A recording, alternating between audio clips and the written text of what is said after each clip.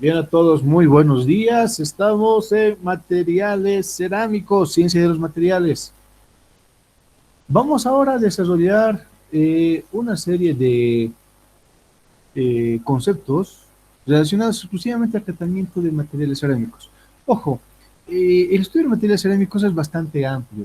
Tenemos nomás que vernos en la necesidad de hacer un poco más compacto, pero con el tiempo vamos a desarrollar, obviamente vamos a hacerlo ya de manera muy extra, eh, parte por parte para tratar de profundizar más el conocimiento en la cerámica. Es decir, tratamos de desarrollar técnicos ceramistas. Es lo que queremos buscar, ¿no? Y un técnico ceramista necesita profundizar el conocimiento.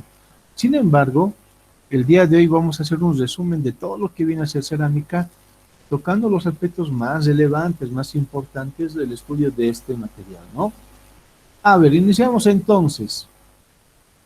De inicio, que hay que tomar en cuenta, siempre es necesario contemplar las estructuras cristalinas. Es la base de la ciencia de los materiales, ¿no? Sabemos nosotros que la estructura cristalina no es nada más que un ordenamiento atómico, ¿no es cierto? Es ver cómo están ubicados los átomos y según la ubicación de los átomos, el material tiene ciertas propiedades.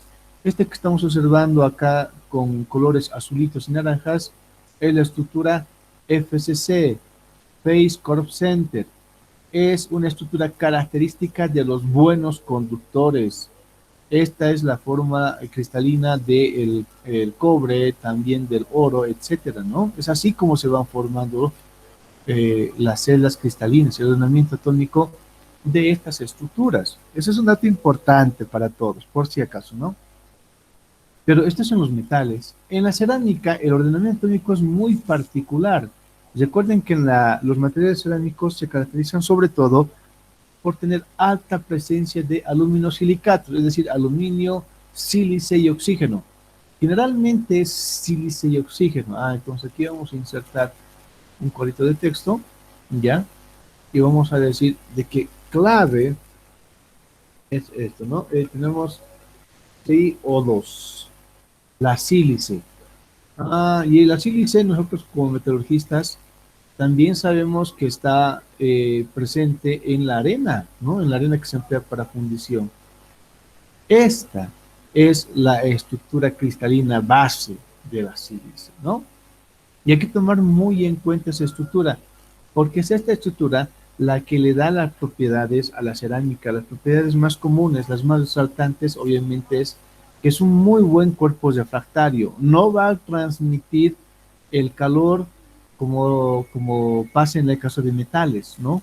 En el caso de la cerámica es un hexágono, bueno, más que hexágono compacto, es una estructura tetraédrica, ¿no? Es una pirámide con una base también triangular, ¿sí? Bien, entonces es esta forma justamente de la celda la que le da buena propiedad, sobre todo propiedades refractarias y alta resistencia a la temperatura. Recuerden una vez más que para poder fundir metales se utilizan recipientes cerámicos, ¿no? Para fundir metales. Hablando del acero, los crisoles son materiales cerámicos. Bien, ¿qué más podemos decir? Estamos aquí observando algunos ladrillitos. Hay que tomar en cuenta muy bien el reconocimiento base de la cerámica está en función también a qué tipo de sinterizado tenemos, ¿no? Aquí tenemos un color de amarillo, bueno, en principio vamos a observar que los productos cerámicos son bastante amplios. El más conocido es el ladrillo. Aquí hay ladrillos lisos y ladrillos rayados. ¿Por qué el ladrillo liso y rayado? Bueno, estos ladrillos lisos se emplean sobre todo por su carita y la idea es de que sea un acabado estético, es decir, yo simplemente teniendo un ladrillito ahí con acabado liso, yo podría simplemente barnizar o pintar el ladrillo y ya tendría acabado el murito, ¿no? En cambio, el ladrillo rayado tiene estas características para mejorar la adherencia, el mortero, el cemento, en estas caritas tiene mejor adherencia que en esta que es lisa. Aprovechamos también la imagen, sabiendo que el ladrillo es un material cerámico muy popular, muy conocido, para observar la coloración. Cuando uno realiza cerámica, la coloración de la cerámica es muy importante. Acá, por el color podríamos nosotros deducir de que esta cerámica le falta sinterizado. Hay un término muy común en cerámica que es la cocción. La cerámica no va a cocerse, la cerámica se sinteriza, es el término técnico correcto, el sinterizar cerámica. Cuando la cerámica no está bien sinterizada, tiende a tener colores relativamente claros. Cuando está bien sinterizada, el color es mucho más oscuro, no un color cobre, un color mucho más oscuro. Cuando la cerámica está sobresinterizada, ahí es donde tenemos los problemas con los ladrillitos quemados. ¿Ustedes vieron algún ladrillo quemado? ¿Han observado algún ladrillito quemado ustedes? Estoy seguro que sí, Dije, han debido observar. Un dato interesante de los ladrillitos quemados, ¿no? Los ladrillos que están quemaditos así, o que han sido, se ha excedido la temperatura en el bloquecito, es pues que este ladrillo son más pequeñitos, mucho más pequeñitos. Aquí vamos a copiar una imagen de un ladrillito quemado. Ahí está. Este ladrillito es un ladrillito que está quemadito. Estos ladrillitos incluso suelen tener menor tamaño, menor dimensión. Estas están ya sobresinterizadas. ¿Sí? Hemos excedido la temperatura, bueno, más que temperatura. Sí, la temperatura es correcto decir. Se excedió la temperatura, subió mucho la temperatura y el ladrillo ha tenido que encogerse. Este es el color, ¿no? Entonces, el color ideal, si comparamos estos tres, este, que vamos a ver más pequeñito, este o este, podríamos decir que la coloración ideal de la cerámica tiene que ser este color, ¿no? Este color cobrecito. Eso es importante de mencionar, ¿sí? Gerardo, te escucho, ¿cuál es la consulta? ¿Alguna pregunta, Gerardo? Nada, ok, muy bien, listo. Otra característica de la cerámica es la plasticidad. Ok. Si hablamos de la arcilla, el hablar de cerámica es hablar de forma indirecta y directa, vale el término, de la arcilla. una preguntita. Sí, sí, escucho. El ¿Cuál es hecho de la... que un ladrillo esté más quemado que el otro, ¿tiene más resistencia el quemadito o el que está normal? Muy buena pregunta. Idealmente, bueno, aunque más que idealmente, la cerámica tiene que estar muy bien sinterizada, porque cuando está sinterizada de forma correcta, la resistencia mecánica es mucho mayor. Si comparamos entre estas tres piecitas, a las tres piezas vamos a someterle una carga, vamos a agarrar y vamos a hacer una serie de compresión. Vamos a comprimir esta pieza y esta pieza. Comprimimos las tres piezas, la que va a soportar más carga va a ser esta, el quemadito. Por eso, conviene, en el mejor de los casos, que esté sinterizado. Estéticamente no se ve muy bien. Es más, como la temperatura es mayor, muchas veces se deforma el ladrillito, tiende a deformarse. Pero si hablamos de resistencia mecánica a las cargas de compresión, el ladrillo que está mejor sinterizado, o por decirlo así, el quemadito, va a tener mejor resistencia, ¿sí? Por eso muchos prefieren comprar ladrillitos quemados. ¿Por qué? Porque va a soportar mejor la carga. Tal vez el problema es un poco la estética o la forma, tiene de formarse un poco los quemaditos, ¿sí? Pero la respuesta es que sí, tienen mejor resistencia mecánica, ¿no? Porque están mejor sinterizados. Muy buena la pregunta, Gerardo, ¿ya? Ok, Gracias, sí. decíamos lo siguiente. ¿Alguna pregunta más?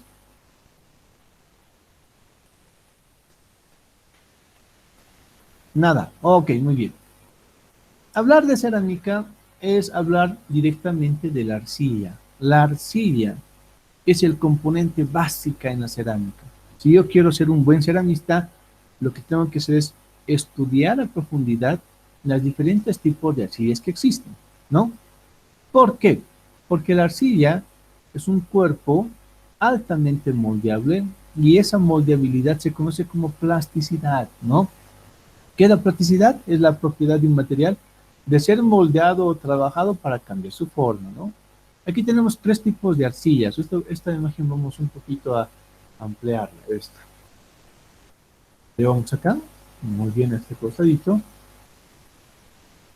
Y vamos a observar lo siguiente en esta imagen. Tres tipos de arcillas. Es muy probable que la arcilla que tenga más plasticidad sea esta.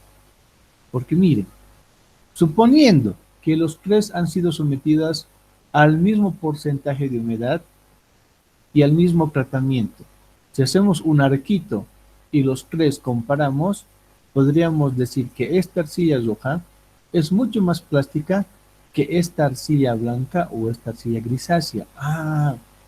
Con esto que estamos entendiendo, que si hablamos de arcillas, existe una amplia variedad de arcillas. Existe arcillas blancas, arcillas negras, arcillas verduzcas, arcillas rojas. Existe una amplia variedad. ¿Y el color de qué depende? Generalmente la arcilla tiende a sintetizar rojo y eso es por la presencia de óxido de hierro al interior de la arcilla. Decimos, existe siempre óxido de hierro. Cuando ustedes, lo repito siempre, ¿no? Cuando ustedes viajen y vean un cerrito rojo ahí, el cerro es rojo porque tiene contenidos de óxido de hierro. Y no necesita que sean elevados contenidos de óxido de hierro, basta que sea incluso entre un 0,5 y un 1%, etcétera, ¿no? Hasta en esos rangos muy reducidos, ya influye mucho en la coloración. Aprovechemos esta imagen para hacer notar lo siguiente. Podríamos decir que esta es una arcilla hillítica. La arcilla hillítica generalmente es una arcilla rojita. Esta por ser una arcilla que tiene alto contenido de material orgánico y esta es una arcilla caolinítica. ¿Por qué hacemos esa diferencia? La arcilla caolinítica, que es la que se emplea para hacer incluso ladrillos refractarios o hacer cerámica para sanitarios, es menos plástica que la arcilla hillítica. La arcilla hillítica, que es una arcilla rojita, es mucho más plástica que la arcilla caolinítica. Esta arcilla gris, ¿sí?, que es una arcilla con alto contenido orgánico, es la que se emplea para sanitarios. Pero si hablamos de resistencia mecánica, esta arcilla tiene mejor resistencia mecánica que esta otra. Por eso es importante conocer los tipos de arcillas para poder mezclarlos, ¿no? O combinarlos de forma idónea para tener buena plasticidad y buena resistencia mecánica. Es eso lo que se hace generalmente, ¿no? Bien, entonces tomando en cuenta esto, ya sabemos que la arcilla, la cerámica no es nada más que arcilla sinterizada. Listo. Hablando de los diferentes tipos de arcillas, aquí vamos a hablar de los más conocidos, ¿no? En el grupo 1.1 tenemos arcilla caolinítica o la aloicita, ¿sí? Esta es una, ¿no? Hay otro grupo 2, estamos hablando aquí tipos de arcilla y humus, sabiendo, es decir, tratando de identificar si el suelo es fértil o no es fértil y cómo se relaciona eso con la cantidad de arcilla. El grupo que sigue es la montmorillonita, la vermiculita y la hilita. Estas son las arcillas que son más plásticas. Estas son. La arcilla caolinítica no es tan plástica, pero tiene alta resistencia mecánica cuando es sinterizada, ¿no? Y aquí tenemos materia orgánica pura. Por eso es que en los suelos existe una amplia variedad de arcillitas. Una amplia variedad de arcillas, ¿no? También influye con la cantidad de presencia de material que puede permitir el cultivo o no del suelo. Eso es importante mencionarlo. Aquí, por ejemplo, si hablamos de un suelo que es altamente cultivable, tiene más o menos una capacidad de intercambio catónico de 100 a 300, ¿no? Por 100 gramos de suelo, más o menos, ¿sí? En el caso de la caolinita, los suelos que tienen alta presencia de caolinita no son suelos en los cuales se pueda cultivar, pero en el caso de la hilita, vermiculita y la montmorillonita, sí son suelos en los cuales se puede cultivar. Es decir, que donde tenemos ciertos yacimientos de arcilla, montmorillonita, vermiculita, hilita y demás, en estos suelos se puede encontrar también vegetación. Es muy, muy regular que cuando encontramos yacimientos o dunas de arcilla, también encima encontremos una capa vegetal bastante amplia, ¿no? Es decir, hay pastitos, hay pajitas, ¿no? Y eso mismo, removiendo la pajita ya podemos tener la arcilla completamente lista para ser trabajada. Eso no sucede con la caulinita. La caulinita es un material que está completamente aislado, es decir, no vamos a encontrar, es muy poco probable que encontremos vegetación donde encontremos caulina. ¿Ok? Listo. ¿Qué tipo de ensayos se emplean? Bueno, existe una amplia variedad de ensayos para arcillas, eso es bueno que lo sepan, ¿no? Pero un ensayo muy común en realizar es el ensayo de la máquina de casa grande. Este ensayo de la máquina de casa grande lo que permite es calcular, estimar. La idea en sí es tratar de determinar, ¿sí? ¿Cuál va a ser la plasticidad de la arcilla? ¿Cómo es que la arcilla se determina la plasticidad? Es decir, ¿qué tan plástica es la arcilla? Vamos a ver en este momento un video. Bueno, más adelante vamos a ver un video sobre el ensayo de la cuchara de casa grande, ¿sí? Pero la idea en sí es, mediante estas herramientas, que observamos acá, ¿no? Aquí tenemos, es una cuchara, obviamente es de bronce, puede ser también de latón, obviamente es de bronce. Esta cucharita está sobre una goma, este es un caucho. Y lo que se hace es, se coloca en parte de la cuchara, se coloca arcilla, se le hace un canalito con estos acanaladores, se le hace un canalito y se empieza a dar, se gira esta manivela y empieza a golpearse la cucharita. La idea es saber en cuántos golpes se cierra este canal. Obviamente.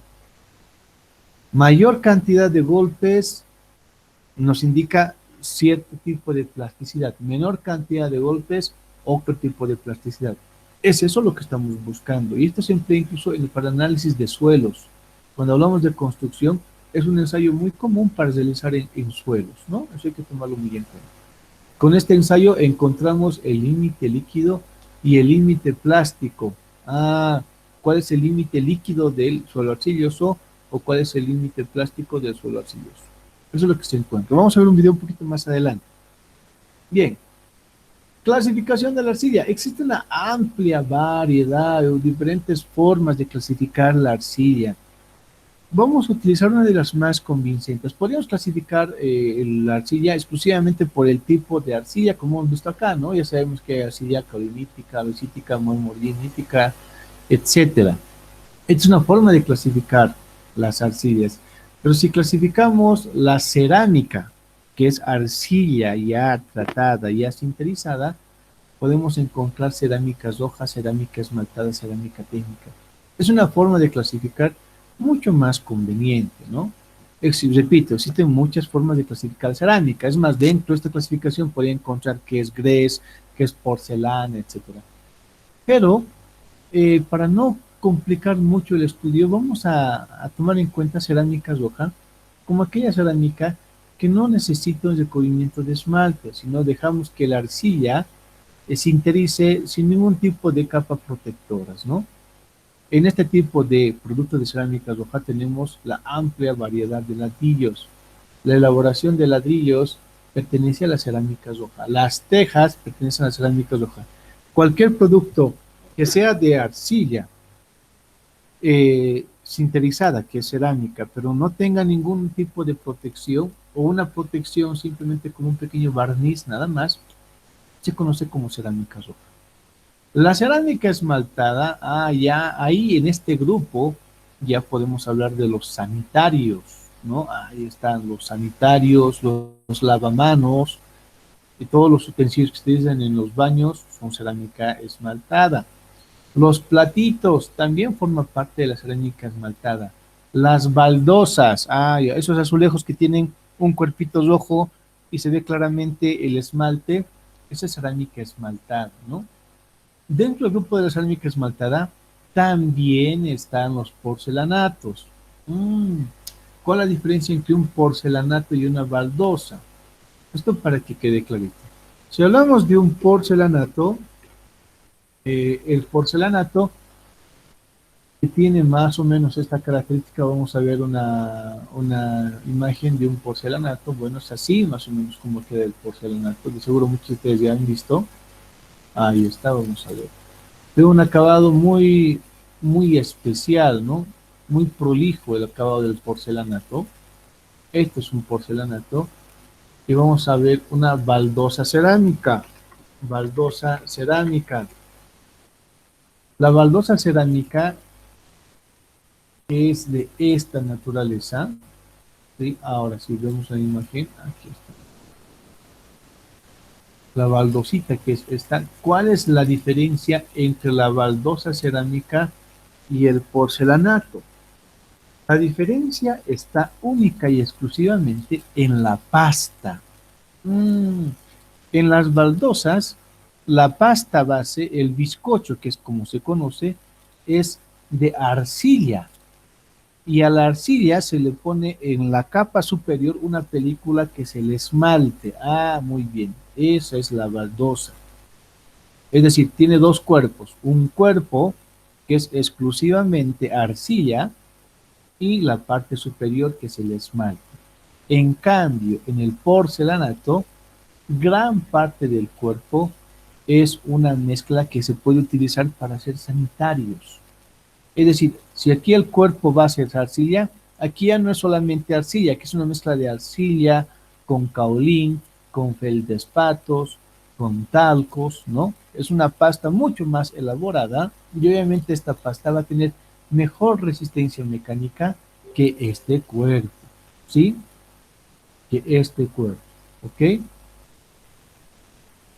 ¿Se entiende la diferencia? ¿Entienden la diferencia? Sí, Muy bien, listo. Entonces, eso para que tengan en duda, para que no quede dudas, ¿no? Tanto la baldosa como el porcelanato forman parte del grupo de la cerámica esmaltada. Ah, ya. Pero el cuerpo de este es exclusivamente es arcilla. Sí, sabemos que es arcilla. El cuerpo de este es arcilla, pero una arcilla tratada, es decir, no solamente es arcilla, tiene caolín, tiene feldespato, tiene talco para mejorar su resistencia mecánica, efectivamente, pero igual forma parte del grupo de la cerámica esmaltada. ¿Por qué? Por la película. Tiene una película que va a mejorar, en este caso, su enlucido, mejora la limpieza.